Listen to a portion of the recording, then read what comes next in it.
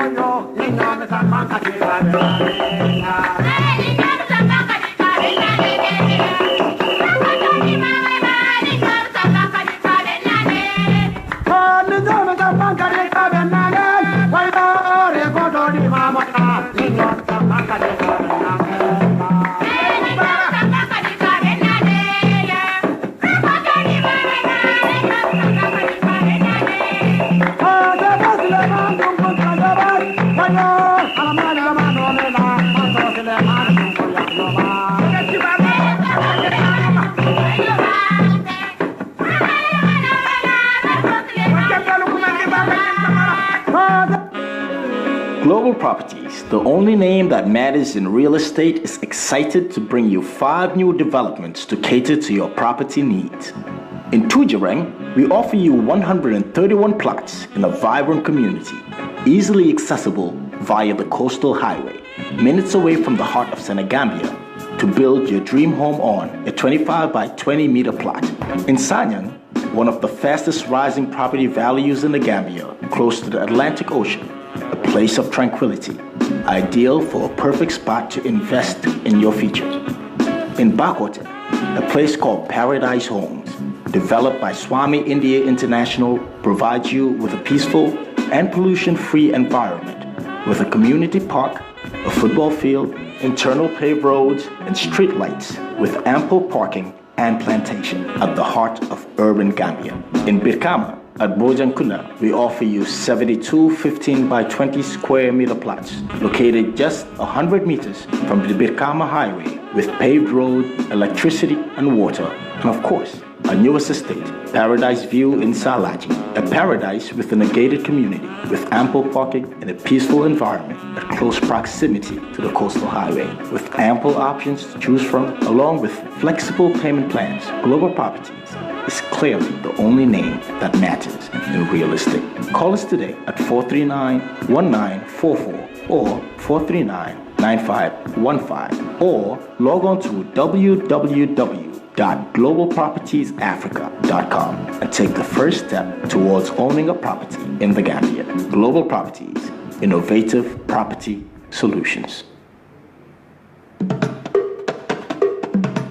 TK German Gambia Solar Enterprise. TK German Gambia Solar Enterprise badi ngoli bale dami wala musukuta sateti cinema anin jamen batema. Ñunul dum fengo fen ning wala mu solar jora wonti nyin kamala ka kurango malali anin solar energy la ya bele soto. Kabrin charge controller soluba fo solar panel fo battery lo ani inverter la anin ku kota ngol ya bele sotal andi man na da wala atol mini alon kalbe office doku wal al ferol ka ale backup pol soto nyin kamala nin kurango tata isaje ko alla jora ngolo wolte tinyala badi ngoli man na da wala TK German Gambia Solar Enterprise e continenta ka jiku fanam bay banko ka e ko boholol e ka boholo sinne andi ka installation of bekele kabirin sindrol to fonjibe futala wato binne la popolo to badi ngol na lafta nyin ko bela fengo fe yalo ko wala ka do boholo la ko to nyin kamala ay jio findina ngammi wala nganku alfero ke aliela mental katanyo yano Germany +49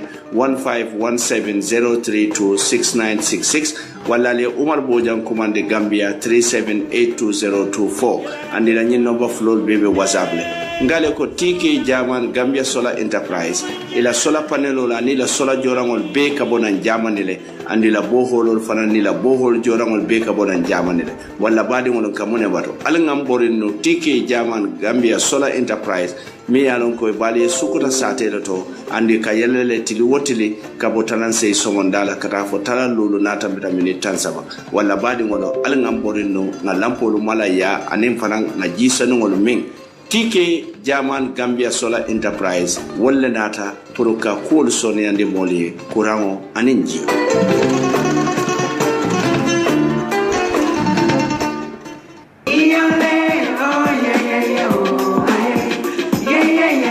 Enterprise badi wodu Yona Enterprise mi yanon ko abaliye bambo serakunda wolle kukuto sambalena nyin kukuto wolon munti e ko dulino mi yanon ko dulino forolo e ka fo dulino mi refined sunflower oil ye wole sambalena banko kam bari nganyil lonne ko dulino dolu bije ni e londi e ka sembele ko tuluse andon dulino la mankuto o manke simboti nyine ya sabu ntolu Yona Enterprise ntolu mu Gambia dingol letin kamin domo ngawole natina banko kan nyin kamala momo sa domo asatara atenna jata kende alu tinyana wala fengo fe yalon ko ila feta nyin tulol na tulol min yalon ko inin jata kende ale tata nyola ase fero ke alien kumandi na kunda bato mimbe bambo sera kunda Yona Enterprise mimbali Gambia banko kan sera kunda bambo wala nata inin nyin duli ni kendolu nyin kamala ka jata kende ya sabatin bari manda wo fanana de nga kan ding sol fanan sambale le sifalu be min yalon ko wol fanan ila sukurol mansiya bayri nga lonne ko sukur kurango be kering waya sabu nin doltata nyinindiro ranka kesandiro le ke domor fengol la min yalon ko wolle nin jata kende ya tata nyola na telephone number wolle mu 90003926832151733899 wala 9805526 wala Yona Enterprise nyinul lebe banko kan nyontangol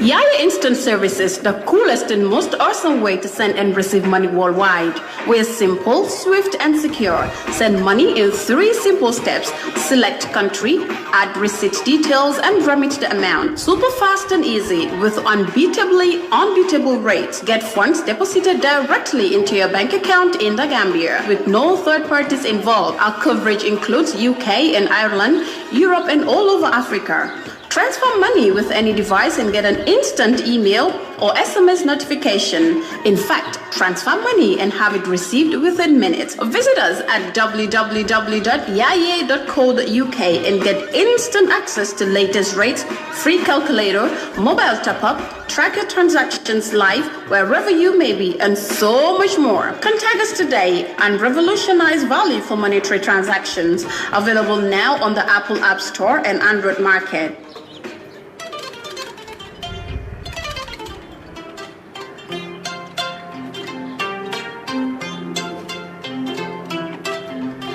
Ye mama leje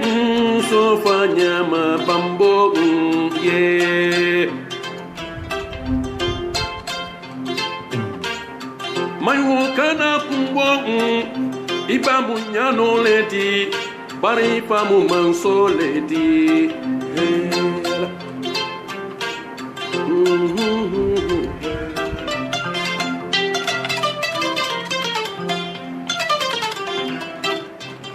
Badungana sankaran ko joni nyala de Gambia duguni mbala bangana ni ndong la jong gurol ka bangani ndongore fasa du ko ni fasa bo kanna du kamese ani kalawle kunna bojang kunna pamodu bojang sankaran ko le mati wala tinna ay mimbe kering londi banko kan TV live e minebe kering aketa mun tole do afota mun tole do afota nyaadi le aketa nyaadi le ngaje nyaadi le mba fola wala nyama fay sene ya set wala nanga mimbe keri londi banko molu e ni dada home digital fm 99.9 fmo isen tunu fanonto yem muta yella moy kuma sene wala mimbe banko kan na sindan mimbe keri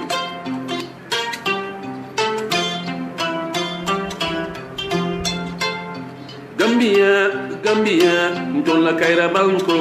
Gambia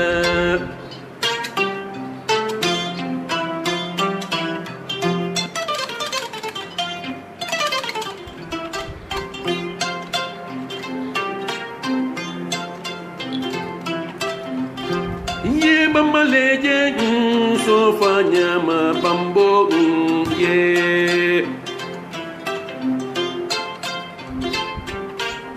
mai wo kana kumbo ibamu nyano leti bari pamu manso leti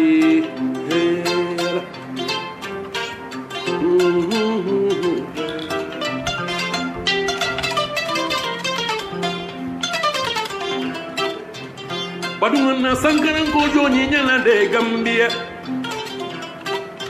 duguni mbala bangana ni ndong la jong gurol ka bangani ndongore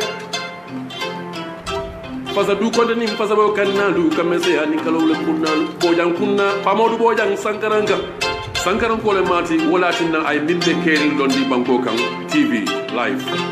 e minebe kering aketa mun tole do afota nyaadi le aketa nyaadi le ngaje nyaadi le mba fola wala nyama fay sene ya set wala nanga mimbe keri londi banko molu e ni dada home digital fm 99.9 fmo isen tunu fanonto yem muta yella moy kuma sene wala mimbe banko kan na sindan mimbe keri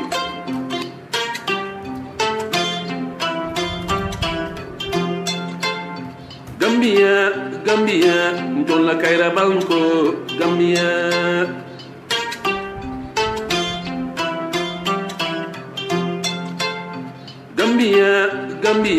ntola kaira banko Gambia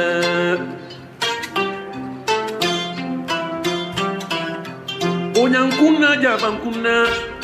almama kuna turele sana kuna nyanchol beale suma kuna bambo ye badunga Afrika masibikana mansol kumbo de sangaranga musuma se kefele yela Afrika male nyame nya goli suma ya da Afrika ma tende nyama karan sumaya da banna karan sumaya da birga musuma kunna jemi nyana kara yela sinda mungu njay tilo sumaya da sankaranga mansanya dunni sumaya da birga musuma kunna le mansanya duba sumaya da burdu ke suma muri yela suma kunna le mansa jomba sumaya da mansa tafa adama yela mansa jomba tilo ye manta wallahi ye mama leje al bari mo ngale hako dani wala bari wonya afele natale folo mobe dawda kabrin Gambia fo Gambia e bantara radio ka futano dawda anin giber lalu be dawda tubabudu kabrin America Europe Asia dawda ngal mumela be konton altola anali jamundangolu kali bismillah koten misilmaya kontondirola assalamu alaikum badi ngolu kontondiro kola misali bismillah na programme to mimbe keri nde ka fo wala nyama nga dati wala nyama mba fo kan wala fanan nyama andum fanan Allah subhanahu wa ta'ala la man sabayato mbe kontinela ka banke wala nyama bari baadi ngono folo jandimbe dun nan na bankeru kono mimbe keri na fannanga mbe la fila ka programme dati ning ate dati nya kilimon la wala mo ka dati ning man satalla tom bismillahir rahmanir rahim ka to ko fengo feng ni ba ke kan fo fengolon fo keri fengolon ba ni ya dati ning man satalla tom bismillahir rahmanir rahim aka minke wole mo aka setani jamfandi wodulala andum fana aka setani borondi wodulala nyenne ya sabu akata nya farda kuluti mimbe kerin kabrin ala kulli wato anim bitema nimbe programme lu datila dron nka datini man satalla le to andum fana man satalla telo mukum faya kunote mansul la manso mi yalon ko ayen tolu dada anin dadar fengo mumbe hadama dingo buka dadaro ke bare Allah subhanahu wa ta'ala wodammalon dadar lat hadama dingo mu yele mandir lalati hadama dingo ka fengo mulu ngole falin dorom bara buka dadaro Allah subhanahu wa ta'ala kabiringa ben tolu dadala wato minna ma kalamuta bare ala man sabayato anata dunyan toloma ko atelum kolu nolati kan tolke hadama dingoluti nin kamala kabulandi fi samante dadar fengol kono Allah subhanahu wa ta'ala e fen jamale dada bara hadama dingoke fi samante leti wodadar fengol kono kato ko na jonyima kuntiba Muhammad sallallahu alaihi wasallam mi yalon ko Allah subhanahu wa ta'ala famaya kumandi ka fonteri atelo mu jomo be fi samanteti atemu hadama dingolati abota hadama din kunda hani adanta wo dammala wo bu fi samante yalati fi samante yami yalon ko ntolte bolono la alama ma ala tento bare Allah subhanahu wa ta'ala manna da wala hakilolu dinnan kamira ko wol men diyata nyenka tamandir nyamen diyata ntol fango asa nole ayembe ke tamandir nya kilomoti bare ala man sabaya do wotandi kan ayen dum fangol bulu a tandin na ko nyin dom betiya tan nyin dom man betiya ali nyin donke alkana nyin donke alta nyin dula doto bara alkana ta nyin dula doto saya tutan tul fangol bulu mbe wo kuwol tala mbe kela no nyami bare anata muro en ke kalifo lo tin banko kan dami yalo ko fengo do lo bije wol sentul kunun do ni lo tan kam boten jara bare hadama dingo nala doya ala makamu be selere wala nyama fi samante yala ase o fengol muta ay control nyamin diata ay nyene asabu hani saji kore wala nisi kore wala fali kore isaje dindi mero mo be sambala be cencenna atela fite ta ma famine katawo ma famon nyene asabu to hadama dingo do nte bolono la Allah subhanahu wa ta'ala wati min nyantamma wala muka Allah subhanahu wa ta'ala tentu ka jayi anin ka warandi tenturo anin jayro ni warandiro mi yalon ko aman dandula soto baadi won ni wo botaje kunu nin dolle bi jam bi tem fe min ketan na sabante fureluti lola be mu lalalati andun balula be mu batulalati kamune batu wala musayat ala o mari nin saya bina yen tarakuke bari fanam na wasabante furel men yalon ko tolta tan tol nyalan tol bile taralaje mise duwe ye nin duwate wati akamutal bari ye nyintan din nakawande lal anen ye mimutan na kunti bama Muhammad sallallahu alaihi wasallam wala min de kon tol mislimo dora mo men fortan tol bulu wala mo duwati andon na nyin sabante furel men yalon ko badi ngollon dolu faalu dolu balu dolu bitangolu dolu kuke nyolu mi yalon ko kabrim be balu ko ne be diarin ko mono nyindi sa ya fele bi inte fenki nole inte kodo kile noye isa fo samale kanante biteran ki nole inte fengo fenki le no soto fengolu nse min keno wala mo nyinte ko ka fenki e mi na faso to min mo duwati ka ala dani toli wala ya sabun tonato mu me be nganiyolu to nganna ngania duwale ke ngadua wo sabante fure to mali ka folo na kunti ba fa Muhammad sallallahu alaihi wasallam anala dimbayalo anala saibolo ani misilme sabante fure to mali be alo mare ala subhanahu wa ta'ala nemo ni kafaro ke dundi jannatul firdaus badi won ne wobota dembe ala dani da koten fo bi fanan na nyawalato mimbe keri fa sen tankan nemola masibola bari asem manta ben nemola kairola ka kando nyina bulu man satalla telo kum fa yakunot manso la manso mi ya dunya manso du dada amul ta dunya na kono fengo dada atele kala jongo fanan kere tombo jongo kono ay kanda ando ning ala subhanahu wa ta'ala ala jongo men kanda hadam setanu marufu min kata iblisati abuka wo jongo filindino ando ning iblisa kota min filindila garantiyo bijede ko hadama dingo setano te filindinola jino setano te filindinola sulu saji malu te filindinola sako sayo nin kamala bi fanam programme mi yalon ko felenga datini bismillahir rahmanir rahim la fo ala la man sabayato misa kum fano nin alhamdulillahi rabbil alamin ka ala subhanahu wa ta'ala tentu ka jayi anin ka warandi tenturo nin jayro anin warandiro mi yalon ko amandandula sot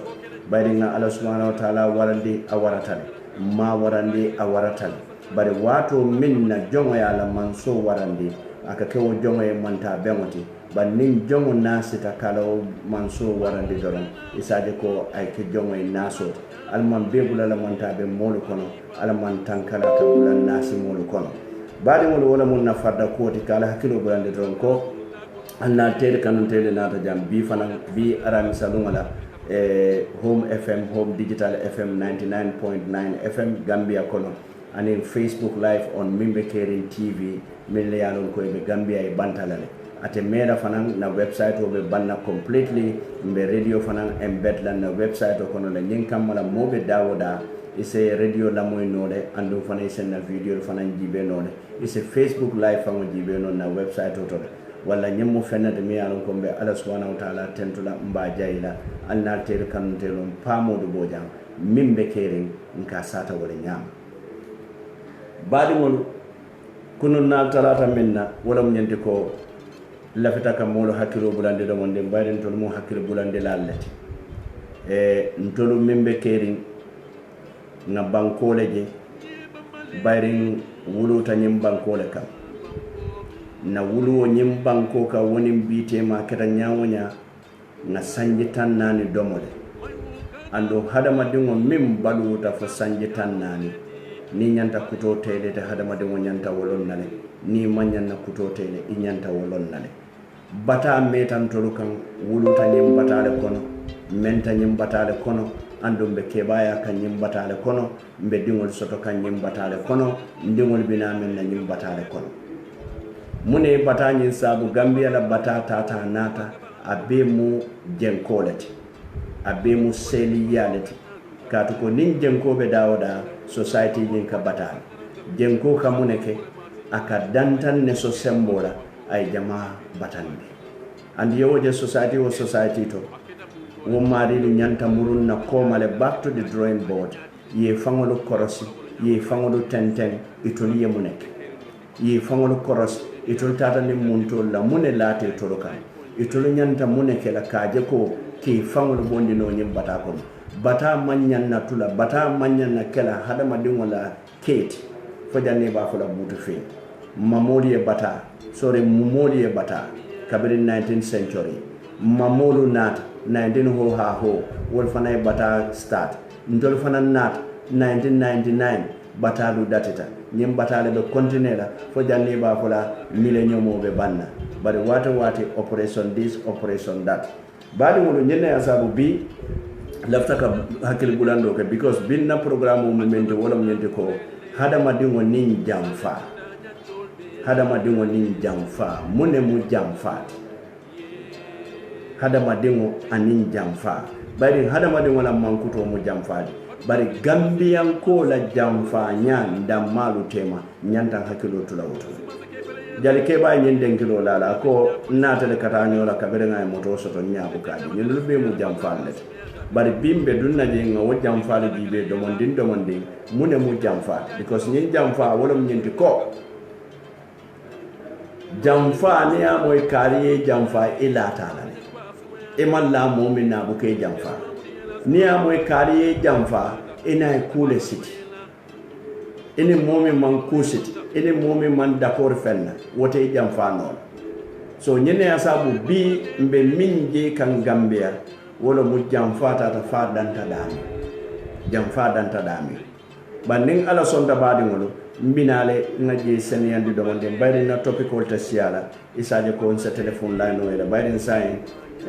nte kadde amula montaro wati kele kata ko follow don kadde amula montaro wati kele montaro wati fula kata ko buka line wala bar sai mimbe kerin keta kacha dula mi yalon ko banku dingolo banko be fengo feite miro le soto nyim banko bayri miro lu kafori mo nyoma wala be nyim banko sambala wala nimbe na wo miro lu talambe kafula nyola badi ngolo alna fero ke ay ke mira kendo luti min yalon ko se nyim banko sambanyato monene kana mira jawo soto kaje ko nyim banko nyanta janela le katu ko pajaso la jano buka dabakar ni duwata ko nyim banko nyanta janela le iduwata ko jambe telale wallahi pajaso la jano wote hani dabakelim karna andum to nya sonko se dunya onya min duta aduta wala kana tenkaya nin sonko tata keta wato minna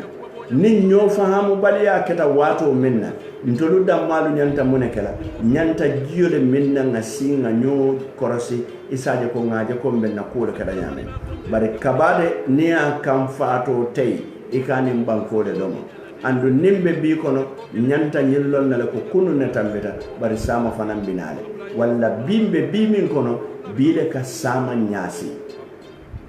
nene kanyem fonna programme to wata nko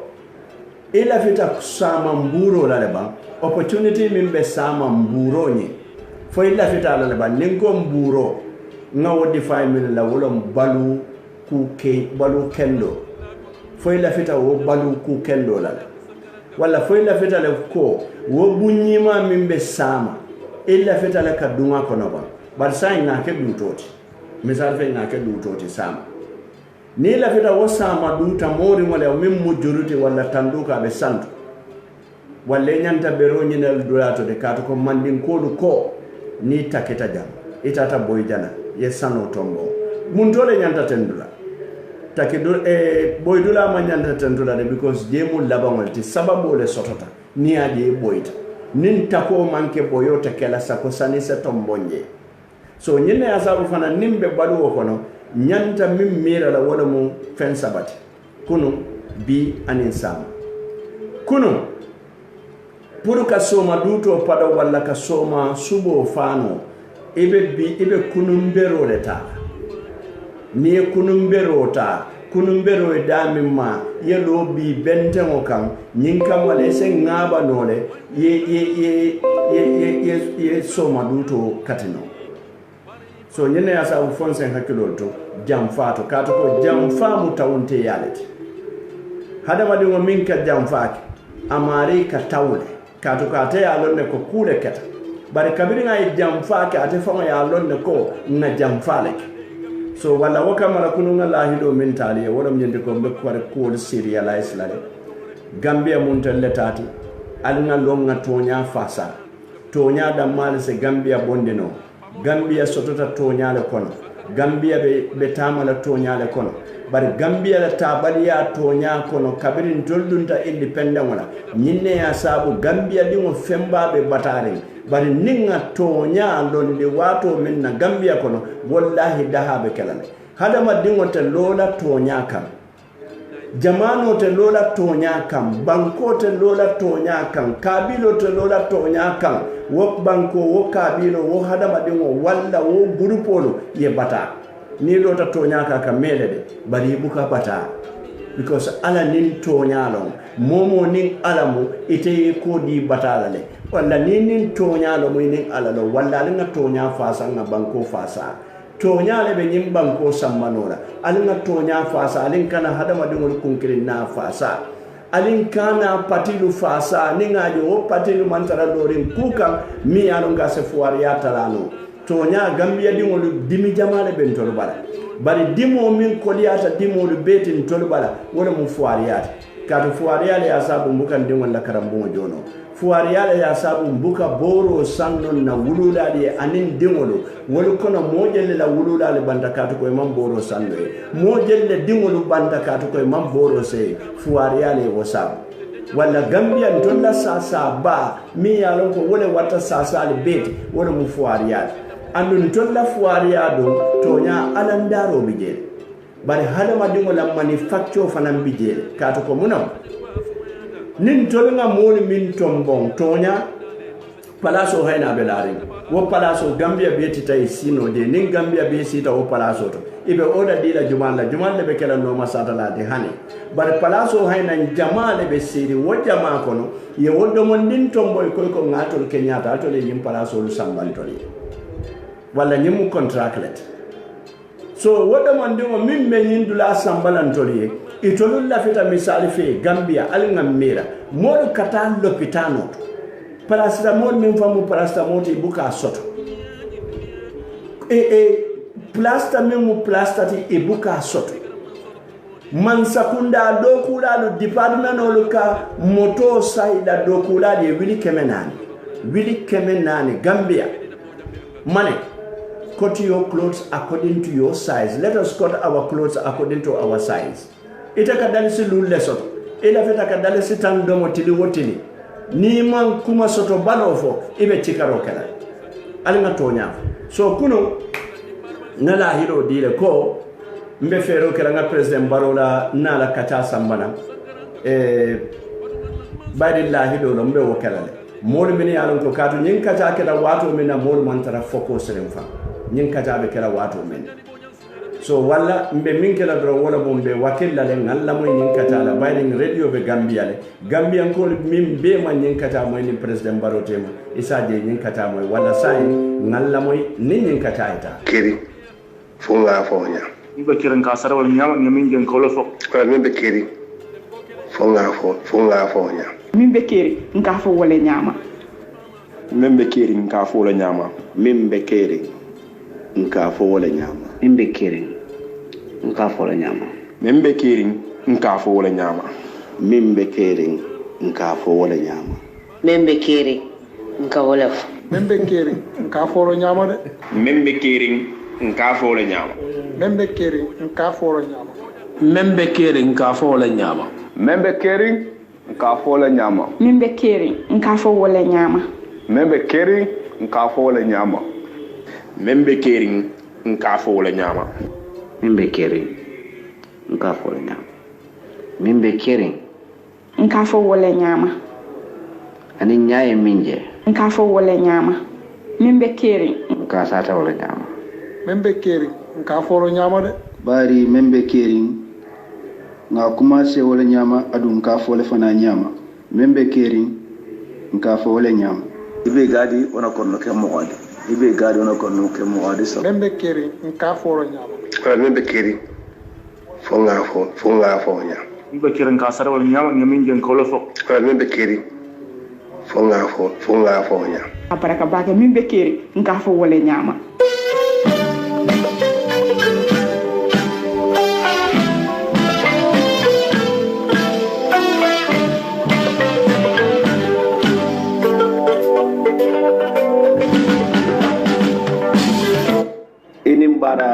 bake mbe tentula mbe jayila badi ngolu ngala hakilo bulande koten ko albe la moy kan mimbe kere ne la min kabonale Angleterre banko kanjang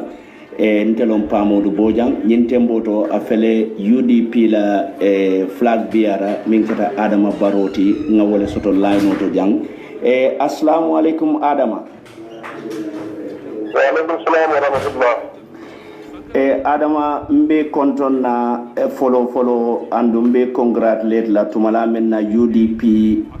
ye tambindi keke nyaton koti andung Adama kabirin ye ke nyaton koti mallay diamuta media follow in the diaspora mamoy follow saying UDP dingol min yalon ko ibe Gambia anin Gambia e bantala bi ibe mune follow e bi follow ndo min barwa dake di opportunity men dinna pour que diamu Allah radiyatu hade après ñu content ko baati ko bende ko mel de banta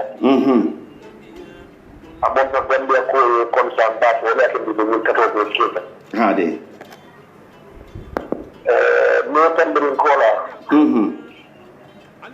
bende ko mel de Gambia ni bende ko mel de banta biamu la UDP la toyato hade ka ñu to la ka ko Gambia de tunkum me alon ko tunkum ko yaari dala do tunkum mento hade amma mo kunta min de banko ka biame banko bande wo nada mo kunta hade woto de no melon ko be bu yenta katula jomane bata min de Gambia ko no police bata min ben bay bata min ke bolola hade fatin dum dola miro no man to kinti la direction kinso wala mto nyati wo direction no because of the belief nation wala be ndodi na kulum kilo ko wala teno woto ñun mun na metti ne pour Gambia ko okay ñin temboto opposition coalition ole be fo kam pour opposition party be ke kilinti e mo kilintambe against the incumbent andung ñimbe kacha kanne ñin sanji tanni lulol mimbe tambita bara mankeno afele sai itelo majority party la flag biarati iyamira ñinan wobe possible la nole ba a possible que base pour la setano wari kachan le beki pour que patio tema hade ndeso kabinyen tombo hade wala acceptance statement bi na mention de le cas ko bulobe yeler le pour le monde kaf personal interest no to ha la national interest student interest woto ndelo ko mo menfo hade amanke ka ko mo ni fo pour wala pour wala nekk ko mo ni kala action wala ke ni xam salo wato hade ko solidal men be ben ni kon ne ke kon salo adon to ni men be so paso men kawuli hade kada ka min mon be kin na wali wala ni kin wokin ne si hade na ka cha min ko to kun de ben na ja ke ku kilo ko tuba ko ka yaade hade we are united, we are very, very strong. But we need to the book of the wala mtonyati and the course to be carrying ha Alcacasa and General Canin. While now you didn't call out Canada Kulo to cotton, I can let the free building back in Ko, Kulo from the middle of the back. wala mtonyati What I'm doing, you know, and the new ko ko the new ko ban the left to taala le opposition leader bi ko le kili nice na dia na ko faram panci bari baro apele election o man jampa election o mu December leti bari hani bi diamol be ke kanne because comme ya fo nyamen kabiri to londi lungo minna wolum fangole opposition ol commande andu ya fo ko be fintile kan andu be wo ke kanne bari yamira wato bal sola nole ban katu ko dolu ba fola UDP lo majority party ta tele nyanta lead la dolu ko hani UDP nyanta lala independent kanne bayren Gambia opposition ol to sonna kabula UDP noma mune be kele la reaction oti woto reaction men ko to be real ko possible so ya di ya ko it's very possible ko akela wala ko don den ni to bin ko hade min mo don ka ta tita to ni sidan ngam mo fulo wa to nyani ta yola ko min mo to nyaade do ko non wala mo to nyaade ni to nyani ta yola ni mo jeni so no ko yola ko da la ko hade wala ba kenda na ka mo ci na so ko barka to ke no na man ko dal to ni to nyaman sabati wala mo to nyaade to do sabati ka fo ko ke ana ka ta sala sala ka fa atala wala mo to nyaade wala ke ni to sala la pour yalla sabati do ni mo le kita ko ta elanyin simfali be min takan Adama Barrow foybe opposition ol commandi kanne because ngalo UDP ning option sabale nata wolom nyinti ko either party led coalition led by UDP wala yela independent candidate ka wala de ron solo so elanyin samada ebe nyin fintol minkela teng anibe minkan ebe min campaign kan wolom nyinti party le bula UDP no mabang fo ye option B fana ebe o fana fo kan ne kendeke walan UDP fo na patio na kalfa dandumende kato me alon ko na safero kele na red map movement na red map ni hade wa option fula so de wala pati nit and independent net I think this is one of the particular blockers where black people know. Hade. Let them go on. You want to know. Hade. Nandang nakatulong na natukan kilos. Wala mo bandang tambang di kita moment la. Selection committee was working for na independent. Atul be bulano. Aha.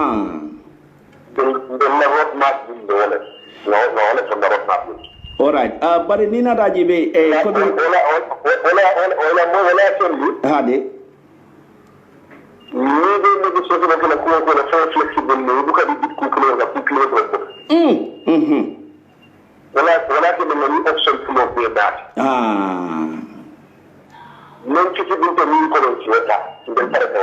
Bismillah. Already Gambia fele independent candidate of Fintitaje Mimu Dr. Aissatou Touré andung Gambian ko mimbe diaspora jama lata nyinela ko andi be nyinne kumandi kanko niatra option B be tamala komi UDP e mimfo amanjari eta primary la kamodo tombombari sebu ebese la sembo ta yake Aissatou Touré koma iya waje nyaadi le Mr. Barrow wala Aissatou Touré na ndani Gambian ko na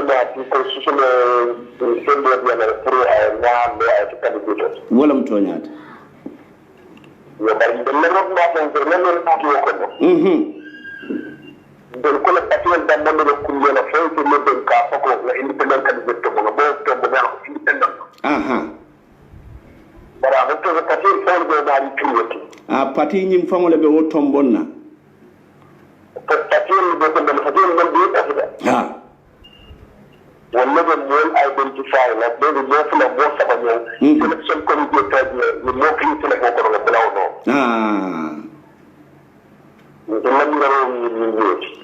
Okay, and Adama, finally, Baringa nge promise le ko kacha nyinte jamfala. Finally, yamira ning oppositional balanta kabula UDP noma andungal be nata ben coming ala plan B ye mo killing tambindi mimo independent roti without any party affiliation. Ite yamire ite follow be kela motile ka wo mari endorse anin kabula noma ibe parela le kela candidacy nying ayla candidate nying ka wo drop. Me parela la bigobe classico no mention de la forme de la Many places around Chicago. Hade. One job. Ha. But I make a class in the class. You know, Sabati at the Habit Palace on the Palace on the Blue America. Well, Tonya. The classical mentioned from Then we have a critical much ago. What is the Bulana on the door? You know, I give you a session of matter. Hade. Alhamdulillah, that you have been Gambia already. Bismillah. Bismillah. Abaraka bake so option labang wolomu ninyi two optional be felta albe wakil la UDP aliyeta aldama aliye carte fayoke.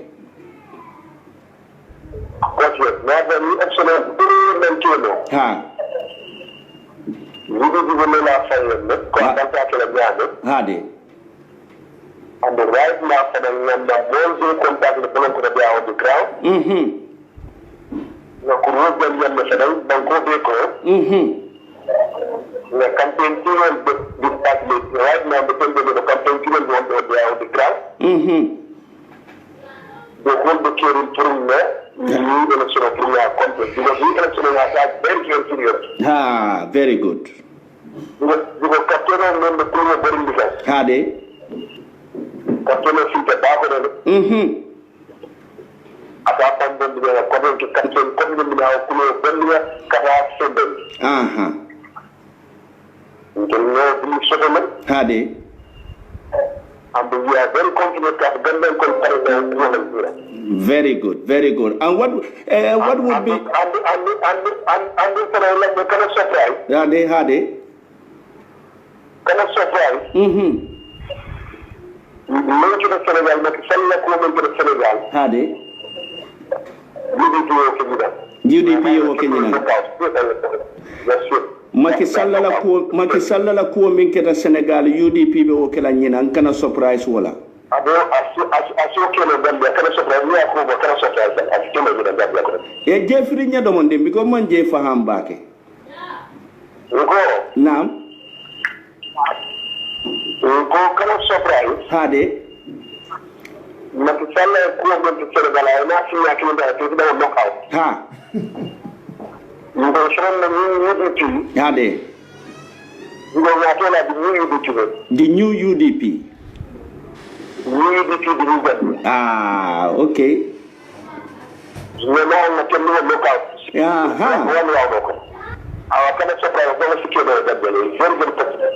But it's a more fun coming for Corsilal Futata J. Ko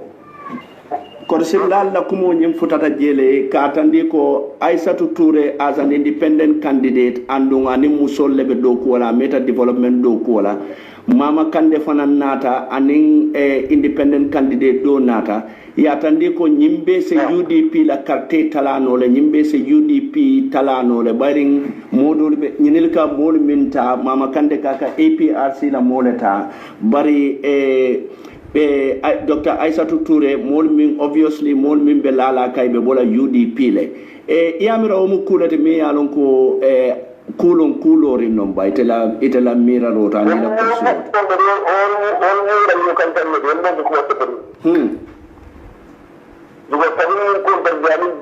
hade hade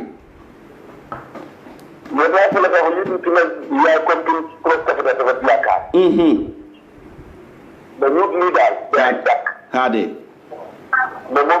la jël day tak ha le kiama na day tak so ko do ha so ko na ko mo fokal adon bi jagal la bak all right so jikita baake ko nyinande e yaya jamme be bola jele nyinande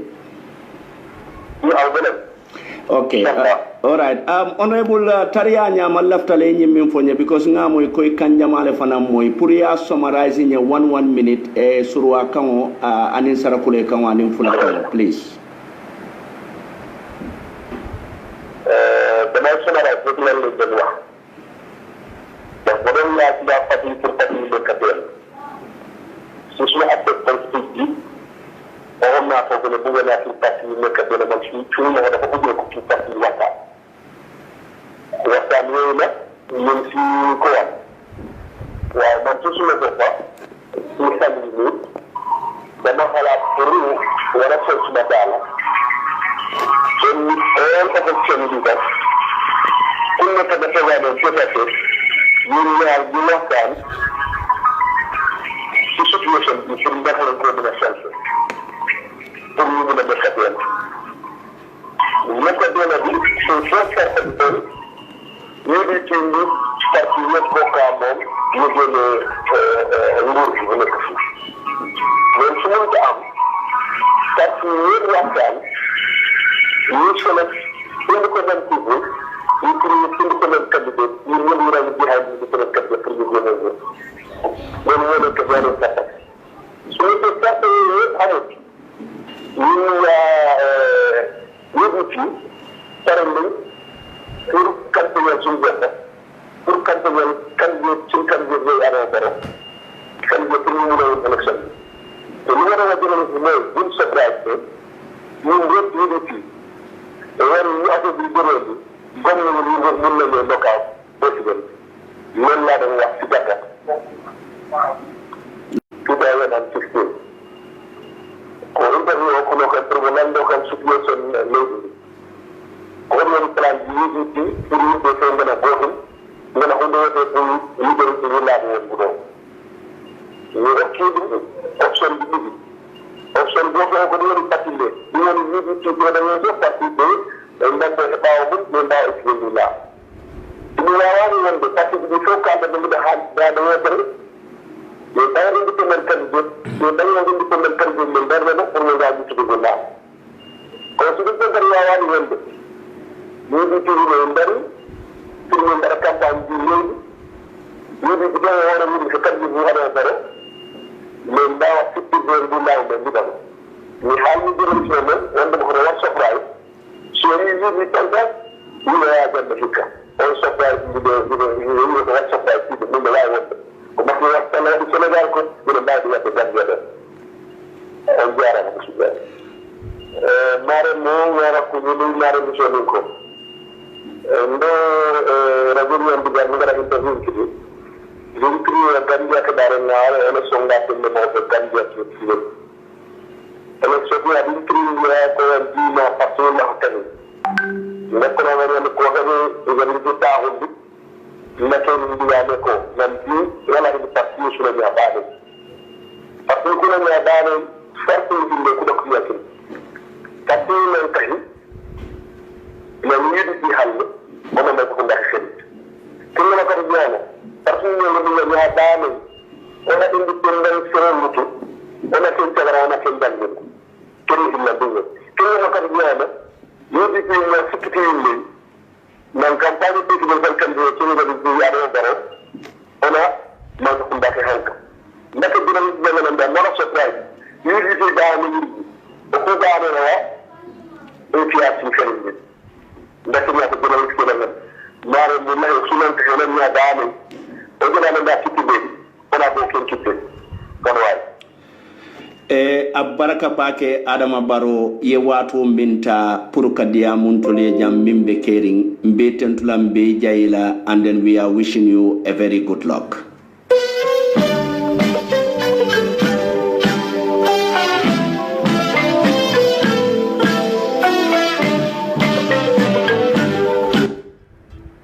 baɗiŋolu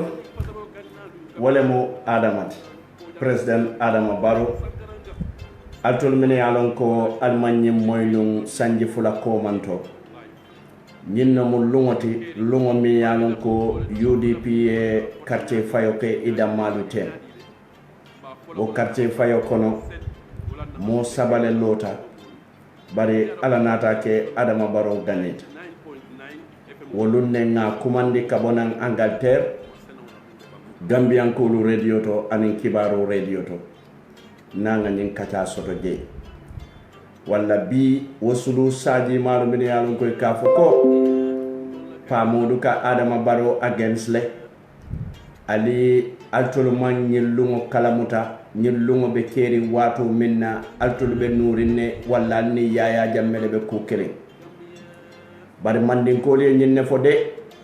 iko tantallu na duta e kanyina lulo lallale adama baro nala ñin kaca tatale fo montaro miniti moan anen saba bari mune ñin kaca jamfande wolon ami bojanti jede ka molu ñorde wolon ami bojanti jede ka fonye ko wato bantale de woluy buka modu kesen jumale ka baro against anin jumale buka baro against bari lungo min na ñin interview be kela ndema adama baro lo maybe the very first time kabirnga adama commande ala nombato ngam fango explain na en kay telo mo pamodu bojanti ntemu Gambia dingolete mimbe siring Angleterre mu journalist te laftale ni e kacha tumala minna UDP ko liye tumala minna UDP e to bonke ke la nyaton koti wolu ma adama long adama man ko dinna wolu fanna en jikende non do ko la ndellala ko do ko be sotala because wolu ngamin mira wala mu ñenti ko Gambian ko te Yaya Jammeh bondino la ji Yaya Jammeh nala kodo Yaya Jammeh nala sojaro Yaya Jammeh nala polisol Yaya Jammeh nala asobi dunnal Yaya Jammeh nala jalol Yaya Jammeh nala nafikol Yaya Jammeh nala kumandin jelelalu Yaya Jammeh nala mo bole lalu ani Yaya Jammeh nala mo mutala nala mo falalu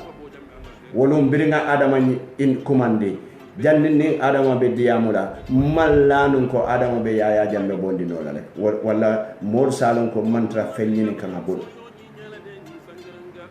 mantra fenyini ka bul wato minna manke mansati altol min yalon ko journalistolu Gambia journalistolu kabirin konoto fo banta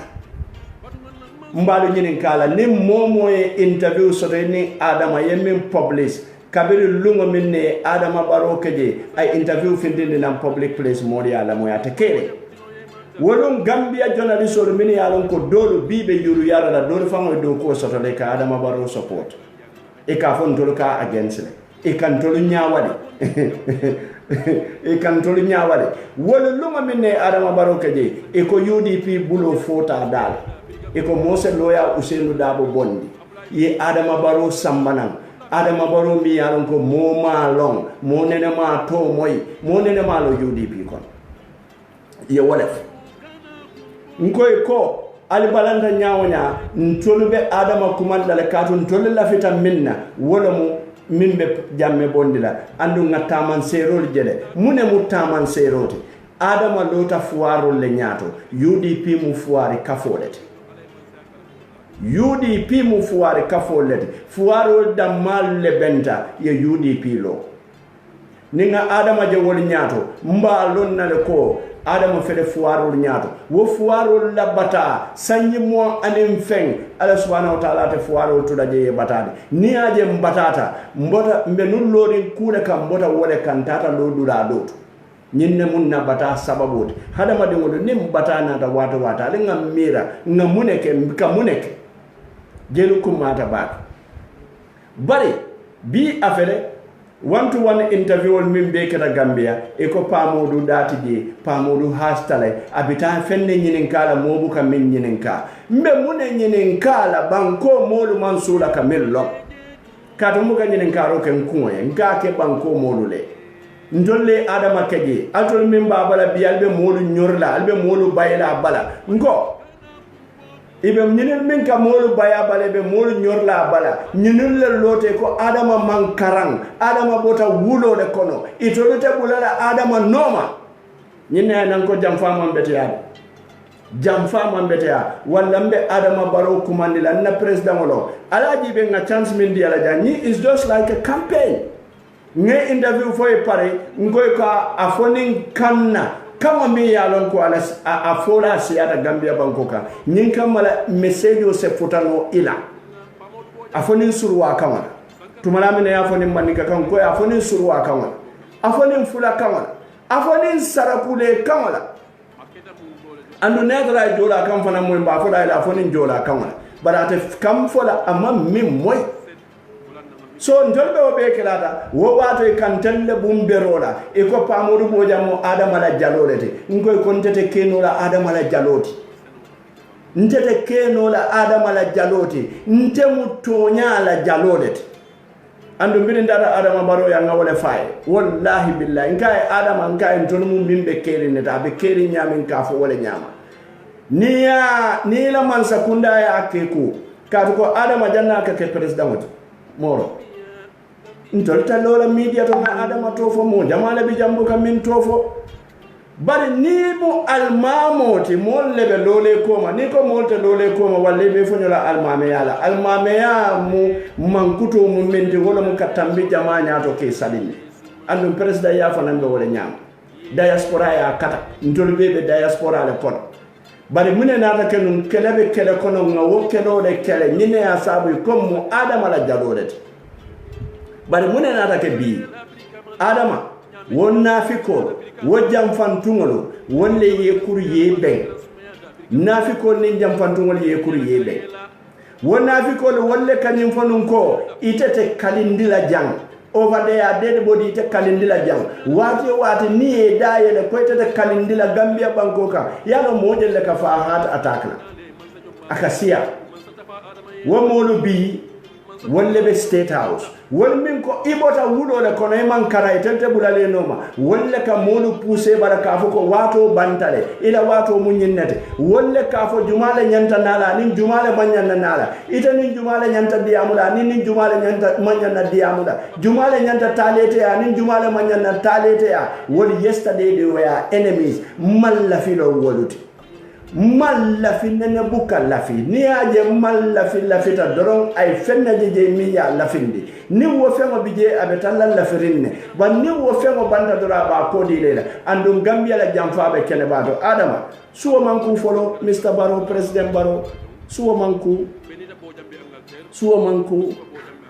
alina jamfaji be yaya jamme mol fa nyim banko kam yaya jamme mol tora nyim banko kam mol mini alon ko wolle may operators tika mol fa bilinga duta yaje ko yaya jamme la empire be boy kanne wo mol le kantol ko tubabu du e ka yaya jamme la kibaro dinna wo be nyaadi de fo man ke jamfat andu wodi ka fo yaya jamme le ko e oga face before God e ka wolef bari bi wato mi yalon ko yaya jammela empire be kurombul kan e to fama yalon ko yaya jamme kide tale lungo binna sita la wo state house kono wo sira wala ni mol ka sida mi akabula mol la damin akilin sita je aman sino soto je na man kala microphone olti aya ko jima kumbo ala mol ya jamfa ajikita min le borta ko de tata Dakar ambassadeur la be jikiri min ne kay ngam fonya ala sojarolu wolle ka kibarolu di atele nyinke fo man jongla solo moy walla Gambia di ngolo bi fele nate yete kuri ye fengo fem foy koy wolo ni molu di amuta ngamoy kamin foye e ka foyle ko muna Gambia no be tan kane danko ni batata di amole be de le tera do ko ke doron bari do ko man tara ke kuri de katu ko be na jene mimbe kede social security munakat ye manjambay won rebelo mini alon koy bité nata mu nek ye safero ka ki president office ka tandi koy lafta president Barrow le jela safero letaro tano ning secretary general yalla koy lafita president Barrow le jela nay kata mol mini alon koy luwatina ye bankota ya stand still ye kodo min be nyanta do na social security wolun na femmando do ku manke banko kan ibe mol nyaadu ndila bankol Ports Authority be wullale Gamtel be wullale Nawek be wullale Fenke be wullale nyaadu mo fela nata banko kan ni me hakilot ni man hakilot ni nyaadu mo be dunna banko kan and already ay aba dunkan ikoy la fatala president Barrow le jela ye letter o safe letter o mi alon ko ye jabi wala secretary general ya letter sa jumala ya letter o sign lamin Kanye wala letter o sign on behalf of the secretary general ko akanyunulu safele this more many alon ko luale bulot in the first place inyanta ke muta ye baydo kuwala ye prosecute luwa men fo wala kan katu ko luwa muta ya le bulo kono Gambia mol ka luwa muta ka le bulo kono ñun la difference le ani wodinde wol min nata Brikam police station e ko fo police na bondi ya fa woni ñunulu what is the difference because ibe moneke ibe public disorderly like kadulata ka dunyot kamol la movement or restrict ibe walek ni ye wodo arrest muna nete ñunulu arrest la what is so special in these people badi no bari ye leader sa fe secretary general ya fo ko ako president Barrow son tale pura analiye si analiye kata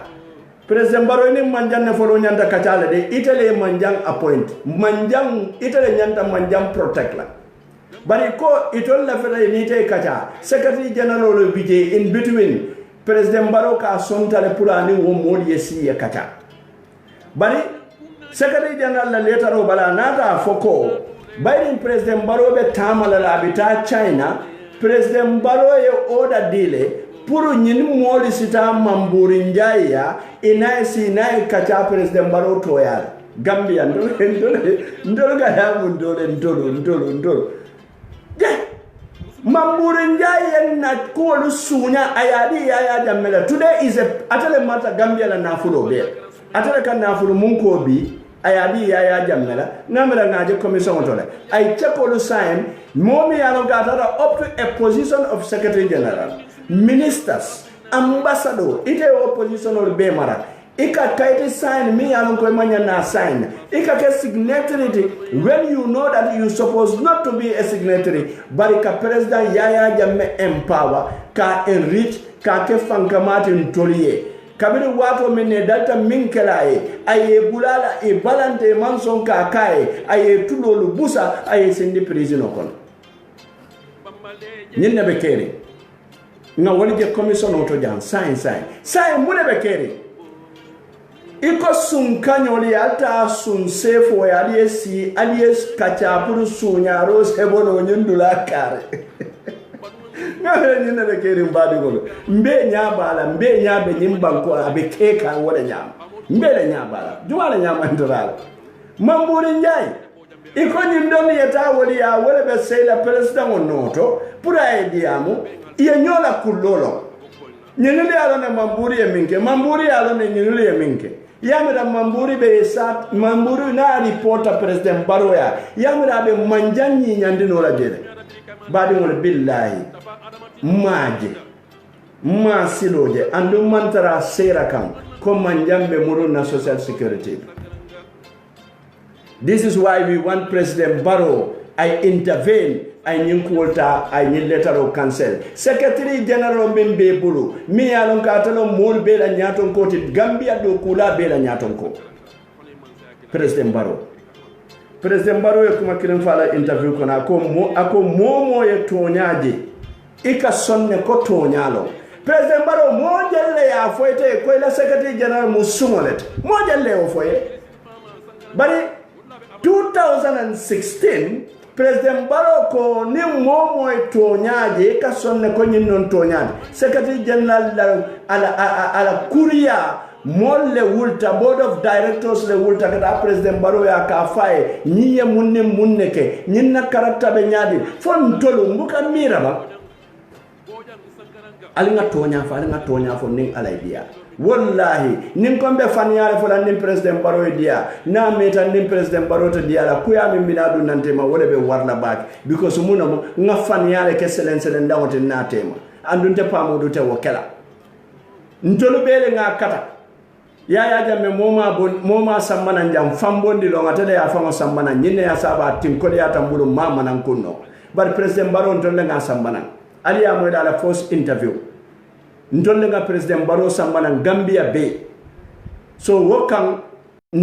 alin kana song nga president baro to mafia albulu yenna banko tinya alin kana song ala alna fight alna president baro table alna president baro table ngana song weke wallahi bani wala alaji be doro nakaro mimbe keri nyem banko ka wato min na campaign be keri tubabol kam min folo ke campaign pledge ka wala folo pour fil Donald Trump kabira namna nala akala modere ko luntan ko on tol malla fala malla fi misini me kola mbe luntan wal kala tenne mbe bondi la jel bilinga nata ala jibe alota wala kan yine ya sabu hani bi abe forlingi ntoli ko dole ko nintol na banko ta mbali la kordalu sendile la ya jambe nata kudeta ka jay mon la kordalu tebul mol bini yalon koy mata dolu mamma without kiti of no proper commission ala o kangaroo commission ay mol la kordalu table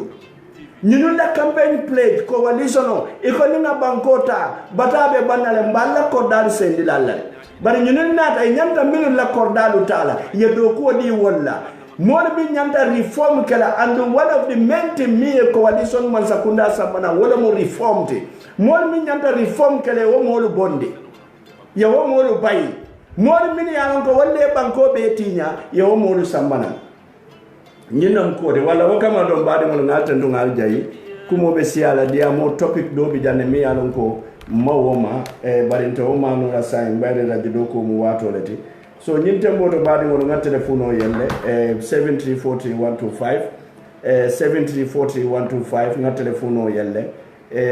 mbe nyanta nyillon nal ko ya jammela molle ya jamfa wala ni wo mo nate president baro kuro president baro lunne be sila lungo mi yalon ko be fanan jamfal andu nyinni tenten nyinne ya sabu kuwo ku na kata state house somonda silin kan tolo kasot na kata konto wato sita do mo wato tolo ngasot na kata fitirole janni ba fala sima wato tolo ngasot mbatu ngani don ta ngawoji be assalamu alaikum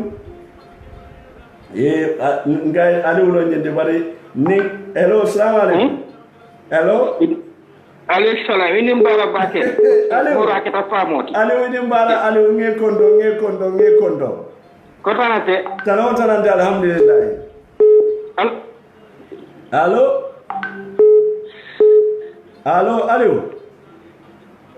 okay mbe moy kan nka keta famoti ko tanante tanante mbe moy kan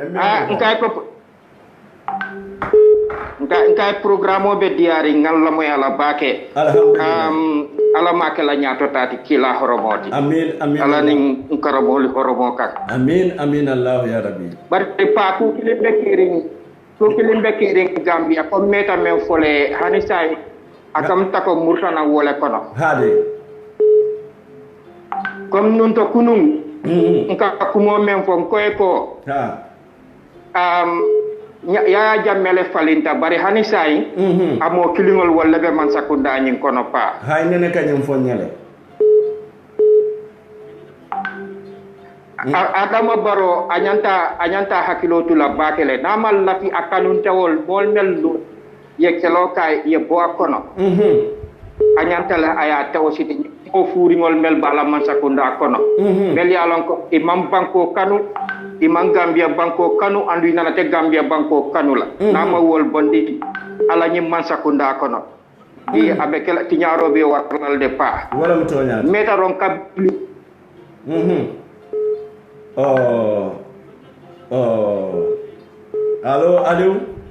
allo ben commande ka whatsapp le bar kabre ni active ko nata droite jolon de san allo fati ko to malo Liverpool allo nge konton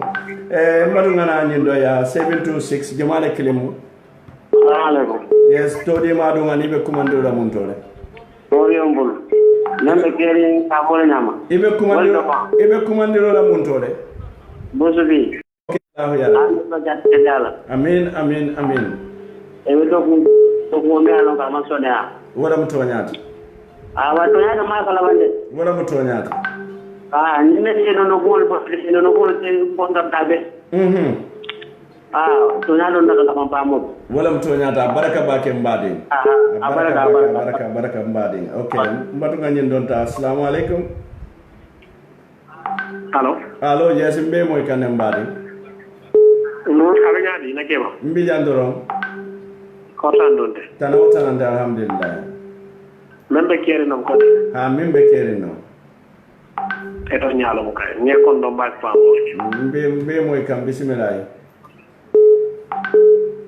Kende be kumandro ke kan Denmark leno. Denmark. Okay, bismillah program ko no mbadi. Bare kontan da bake no. Mo kende. Alamon ni sara. Amin Allah ya rabbi. Ndel mo jang ko le te bayra programme kan kontan bake. Mo kende. Oto nge kondo nga gande be kondo ndo. Baraka bake mbadi kumo ni nyata bake baraka. Mbatu nga ñun don ta Germany. Assalamu alaikum. Allo mbadi bismillah to di madu. Allo. Okay, ate bukam moy. Assalamu alaikum. Allo. We have a problem with our line today. Okay, mbadu nga ñun don di. Assalamu alaikum. Maaleykum salaam. Yo, ambassador. Ambassador ini mbare. Pala program di dia. Aha. Ila kumokono fana kamala. Ambassador bi ngamre be kol kala nyaato ila line o ka shekle mbuke moy bake. Aka shekle nkol na nyaata be shekane. Assalamu alaikum. Wa alaikum assalam wa rahmatullahi. Mbadi be kumandelo la montola nen todi madu. Mfapa ko bala Busumbala. Okay, bismillah programme. Napondo ndiro be pa. Mo kende. Me yam la police 66 heures ko la. Bismillah. Diko sa ko ni ko ya ba ta mo fele. Sa ka ko. Wala mto. Yo banila kan ni mo ye meke. Nkana je ko internet amala because do le for ya ko ni wodindu lamma benta Westfield dafa do ngolu ye komandi bo ko no dade ni katata je dindol balance bulu ko iba kala le bi yakela wala mutonya mo tala na ta balam brika police auto men diate ba kala je yake mo makuno je hade sai ni na ta ga sanan kana foko internet ta nyimala nyanta jilla la ni jama kala mo nyato nyanta nyilla la nyin jamala la because mo sakunda service malo ka mo komandi kala sana ni ka diam sai wo ma sakunda mo kuno je sai wo mo nyanta jilla la ko jama la fana mesilo kan na wala mutonya am tan ado ni amad yo buto abaraka bake mo kende baraka okay baraka hansa ndo mbadi wolo home digital fm albela mo ka walla nyin tembo to mbatu nyin donta assalamu alaikum. Allo, assalamu alaikum. Assalamu alaikum. Wa alaikum salam. Mawulu. Namu. Narobe nyani. Ularobe jamala kilimu. Meta monjang. Meta bismillah programme. Yo, mera programme ni la mesa bejata baake. Alhamdulillah. Alama ka nyado tati. Amin Allah ya rabbi. Alma tangkala kita Allah tangka mantorola. Amin Allah ya rabbi. Mbela sa ngol la mai ka ta ja ba ila nyin kamon hakilo le le mo ani dalo ngobele be kandiya wala mutonyati ala mbaro barnambe mi bada la go amro ya matla le su ba malo anyanda mo to lo ni nyanda te ke la mam wala mutonyati yeto nyafo kanda kada nyani abukata kude wala mo toñaata kata ɗum ko del ɓeɓe lagrinala baɗa kata te ñaame ka ñaade nama balinde adiyamo siyata de adiyamo mina siyala sayin de bake fam yo abaraka bake mbe konton na mbala moy kanne mata muto dunga konton abaraka bake alme bila je abaraka okay abaraka okay abaraka bake hamsa no badi mo butum fenko be koleare ndo wonde bayri mo jamala ka dunna nyola lo la kilomoto sayin butum ngaji be hansa ndo badi wol kala kilo bulande doron home digital fm albe wole dibe kan nyintem boto mbatu ngani don ta assalamu alaikum alaikum namu wala ro ibe kumandoro la mum dole kumandoro la badi bani ade idem badi bun ko di yalla ko sali kura mo soto le saya aymo to di ba da ko ko to nya to kai alhamdulillah Koran ya wala program dia ba alhamdulillah ala pa tol be duale ba ya en nge ko lan ya tura na bari ala bari blem ya to ni ko wal don bari blem ya wala mo tonya wallahi pa ila duwa watu ndo logo kan da watu ndesan ala be jabe ala ma duwa ala ma le sujjata kende ala ma le ima bala amin allah ya rabbi ala me tankala katala ala me tankala jawol amin gay ka kabiri ya ko wadi ma mela bri nyi ala tamu anda nyama nyojeno bismillah ni ala kiti ta ala sainde wato ni ala la nyin tala wato me nyojela bare pa ila ko be nyi dame alma la justice ma bani jar kenda amin allah ya rabbi amin kana pa ni ani bela programme la dum lo ni diam fe comme be la fa pas amre ka fa yaman den da ala diam la bu ka dende ida e kani da diam la diamo ken dol kan na moy le ndo kan na bale bi ko ci kan dol sen ci da bakel wala mutonya bak almali ni be tanka ani la dimbal be amin baraka wallahi na duwa be wadu war suda tilina duwa be amin baraka bake butum bali ngono bato assalamu alaikum allo assalamu alaikum alaikum salam pa jabi lamo jabi Angleterre jabi jato inimbara mo kende kordolande moro fa mo keda mo keda kay yo fa jabi bismillah programme to jabi fa yo ngani kon tondiro do ronno ka fo ko programme be yarende bari mo bu kala talibo tuje tende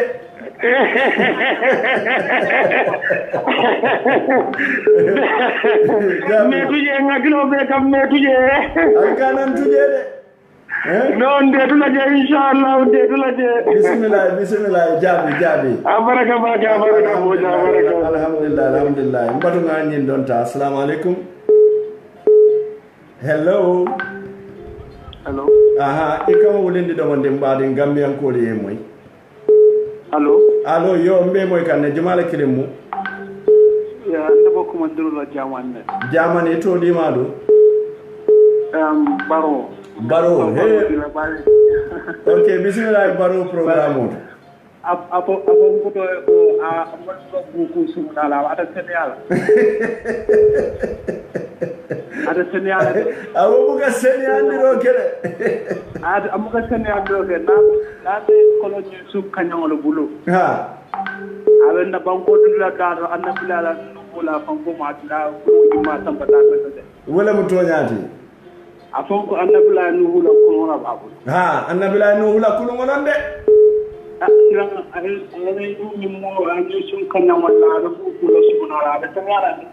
atataria nola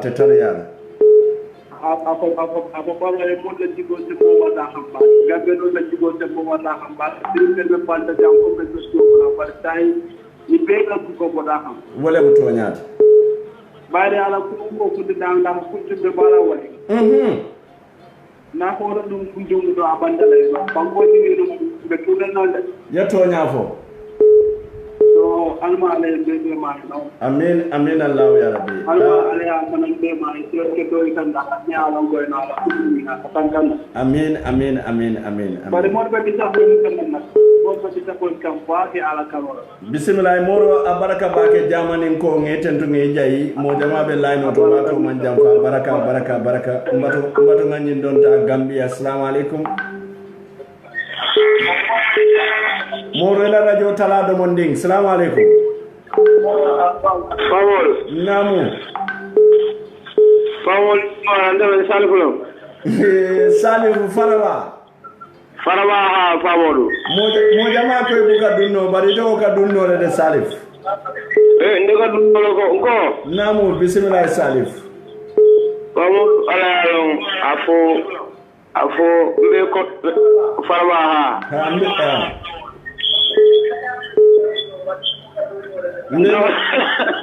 mbe moy kan ngo nam Famodu afo baro ko dukare ay nyimol bonda bala ay bonda bala ferem akana mol batandi mol dunia be jikitala le bari abiji ko fel kanne abiji ko fel kanne ala long wala mutonya yalong dunia be jikitala manjo gamme da ma jikitala dunia be jikitala ha bari saya be damen dal mol jiko boka kanne de ha mol jiko boka kam bakele bake because ndere mol be katale gamme fonne ngamoyle baro yo gula be yudi pide to kuya kan ngade billahi abe mbarande kanne ala long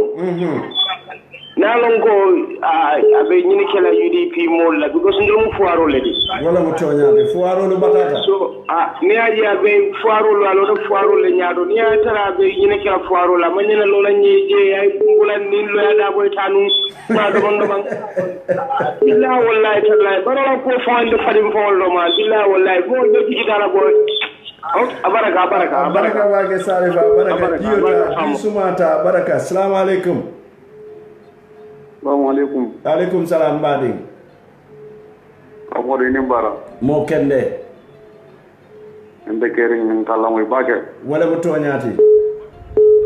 Ya karabake banko ya ama mastala ya fananjo. Amin Allah ya rabbi. Ande ko mandoro fo jamane ma fam. Be jamane le bismillah mo kende.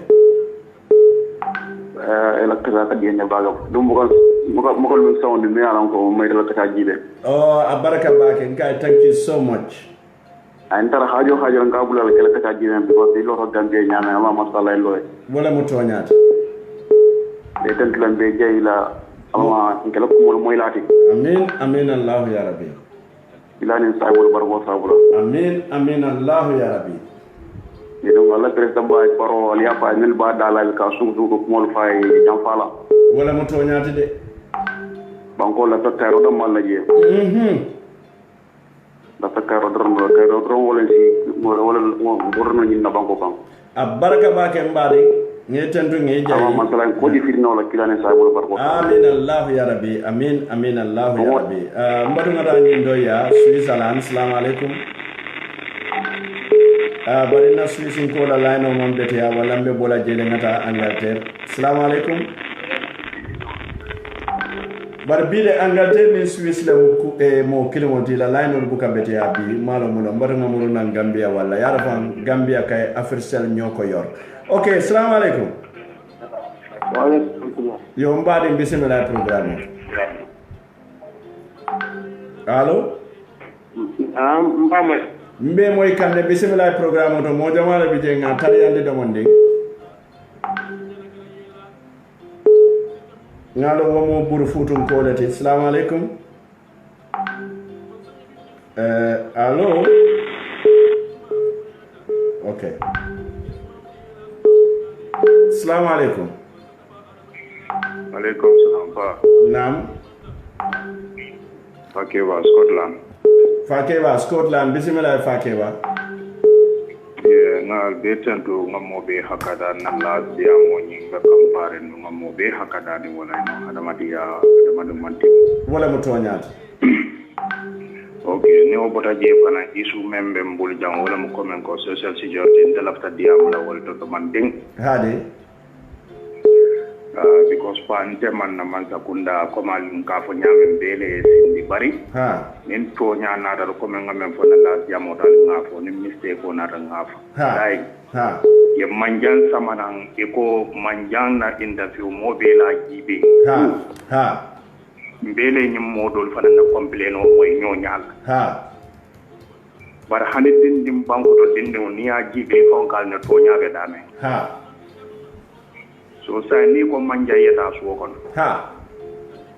Manjan ni men ku ya da yewo sama na ko le be tekko wala folo fa to nya le. Andu wobe commission alto. Wobe keno la nyaade. Aja kalo wat. Fata possible no la wanyama da andu se ko le ndafta kuma kilim fanam fole même mun bela alfati Ousseynou Dabo fanam bayri biri ya samana nyemme vice president place odo mbe nyina je ko men ko he Ousseynou samana sa adama beraglela hade bar science still ni Ousseynou nada as a vice president adama beta ka nyamo kono fanan sai na ke ba fanan to ta bola jede so wota se fero beke idea ngalo mune bato bar ning adame ha samana ke next to him yimbe hapun kan jata be deiri man fem moy je fanande ifon ka mem folende ifon ka mem bo sulu na mala mune bamba dol ka hawle de moro yefem ma mol ka je chodile bu ka je chukutu so ni wonte dum ay na doron atandi mulla fo mune be keri walla to ni wonde nyimban ko buñane horomo men be keri nyimman sakunda kambi abe ni ajibe Ousseynou la mo kana nakar so woto nin kube ke kam man sakunda me anon ka man tarata ka pare Ousseynou kane dey min tamati fa ay diam adama ni adama man so ay ta si so wala mo tonya billahi wallahi ta'ala na nyinna mo kumot hani kabi ala buñani hormol be lala kan Gambia de on be UDP temple ba jela bar na da fon kana kondole ko aninga adama la man sakunda fasa adama be sangi lulle kala jam bar ninga je ko adama kata nyamo kono stila tabe deiri adama be sara na UDP be sara ndesa moro nyen ko mo nyanda nyen ko mo jibe kulande nse danja molbe siari no bar last dia mo moli ha ko gondi nyabake baraka bake wondem problem da baraka mbade Scotland ko mbaru ngata New York nyimari be commando America. Assalamu alaikum. Hello. Okay. Hello. Mbadi I'm gonna take me call la fulada maletala bayre radio ko wato lati wato ben so la janne two more callers ine mbara mo kende tana wata ti jala alhamdulillah amin na bro da kan jemo lange la wala ba tek ke ko na mo ke so to man ya wala mo to nyaata na me tan tra ba bula yiro ju wa tan ko na jolo yesu to man ya fere to na bo wala mo to nyaade be do ko Kenya la wote mbaade okay me kuma fula wo fela jolonta salamu yo alaikum salam pa mudu boja jamale kilemu papa papa ave yade papa honorable papa ini mbara abalaga bage mol content de la dola yelela alhamdulillah me duala ile dola tu aita nyato amin allah ya rabbi always to lumolu dekela amutale mbe kambe keri kambe Angola ni time wala ko tena kela programme dube bage wala moto nyati ila programme ni be mol kala ni kambage mo kende ndesan Allah wa baraka bage mol content la radio la baraka bake papa content baka baraka butum baade mo mbatu nga moro nyen donc assalamu alaikum. Wa alaikum salam. Nambe kelen nka sata wala nyama de yo ndega ko kema Luxembourg ya hey yo bismillah programme bari fo anna be ko ma mawut bo han sa ban fo nam go fo an se anabla kuluma ma wutu bang kuluma be ba te me de ga ba ma wuli mo ba ko le ko kuluma to la kuluma fitila ha ajamu shata da ba ana mai disappointing na big time na abe disappointment ke bakal na okay ada gannaaw disappoint na da yuli bi disappoint kan no ande ka time ta baba ken nak wala mutu wala kanule la wala kanule but now nak mo dere body kala they are giving their back on him because we see a lot of signs from him and it sounds like there is more disappointment is coming from Adam because na met all the time because in the game many are going many father Adam my many child I will step aside one man go ya man fa inyaji ye gandal fremu dinai yeah I privilege you the wala now he's making the enemies to laugh at us the big film Ramen ga tanta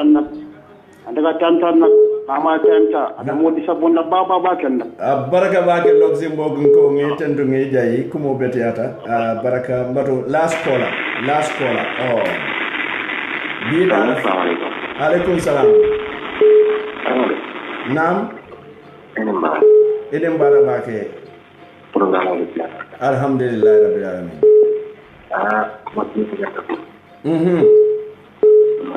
Baru depannya tuh jadi kalau lokal itu waktu ada perlu dibangun paket. Kalau tuh dia tak pernah jadi.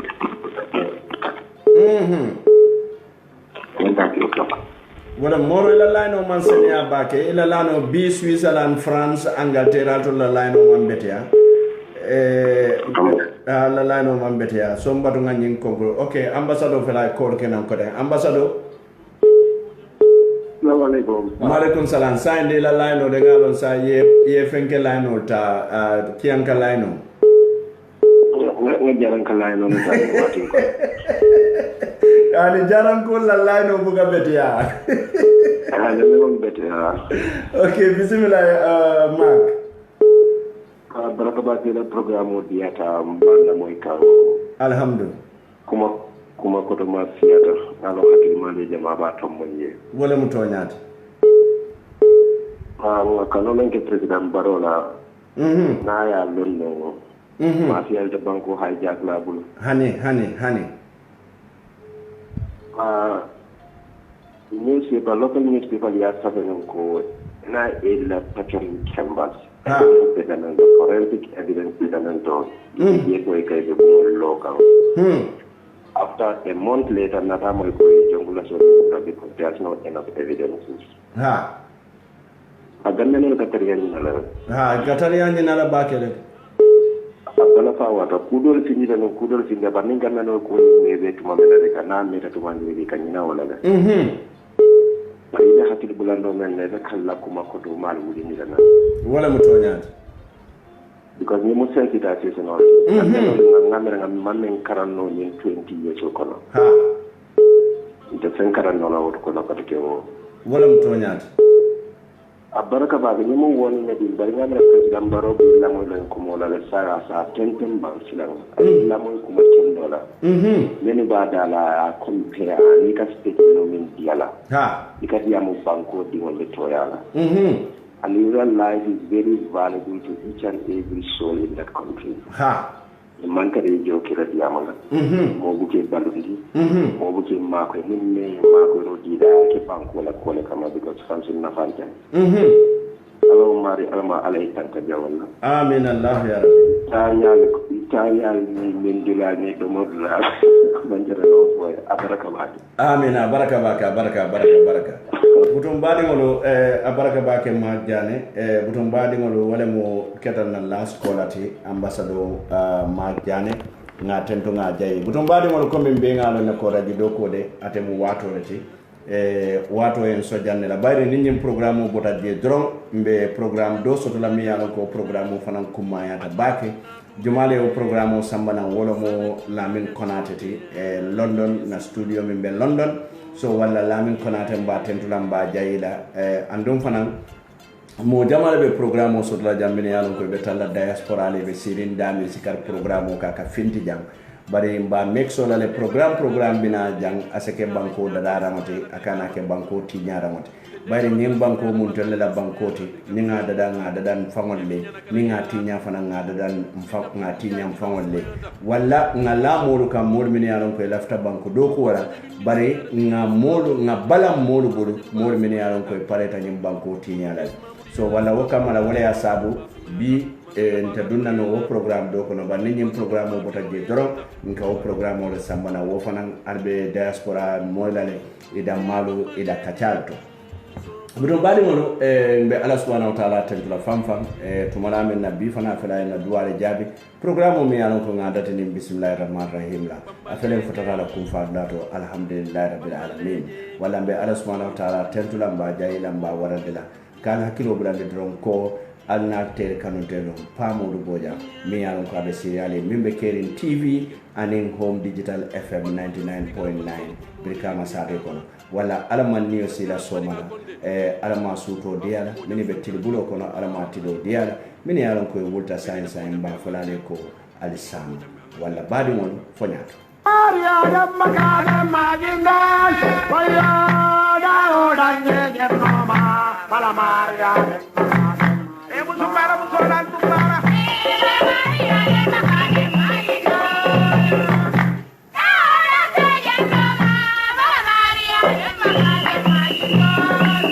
badi wala wala mun tonyati bori nyomi enterprise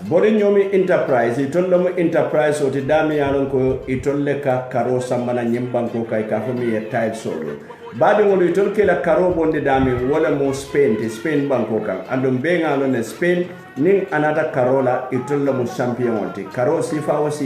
andi la karol be warle ne be nyaring ani atare noto do monde ni jio fam boy kay se senia ko ke andu karolo dum hani busandita e bukate jumale wo samana wolom bori nyomi enterprise ti e bale dami wala mu sop number 80 manja kunda marseto wala ali katanyo ya nyin telephone wala lamin kamera kumandi 3983922 wala 7427578 bori nyomi enterprise badi wolo wala nata bullo lalo anen contractolo kalu dahandi karola fannala e ko ngabungolo ni nyandi nyin kamara nin dundaji na kodo dunda damin asakenya sewo kota wala bori nyomi enterprise altulman nyansat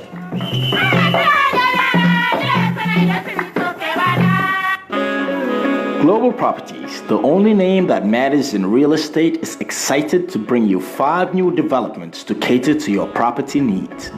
In Tujereng, we offer you 131 plots in a vibrant community,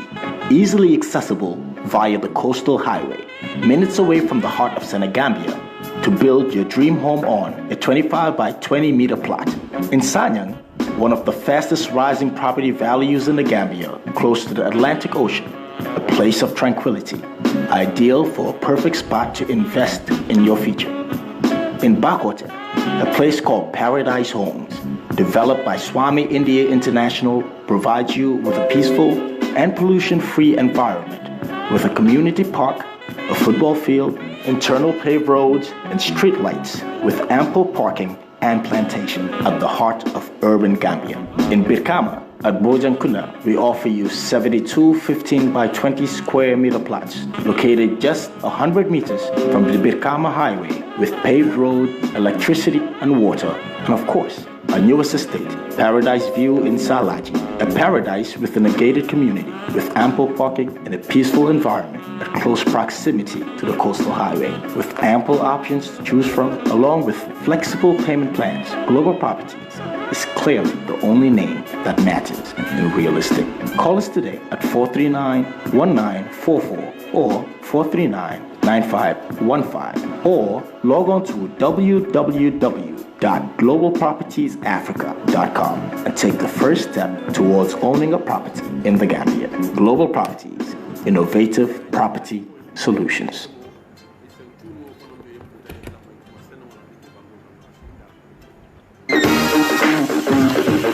Yaya Instant Services, the coolest and most awesome way to send and receive money worldwide. We're simple, swift, and secure. Send money in 3 simple steps. Select country, add receipt details, and remit the amount. Super fast and easy with unbeatable rates. Get funds deposited directly into your bank account in the Gambia with no third parties involved. Our coverage includes UK and Ireland, Europe, and all over Africa. Transfer money with any device and get an instant email or SMS notification. In fact, transfer money and have it received within minutes. Visit us at www.yaye.co.uk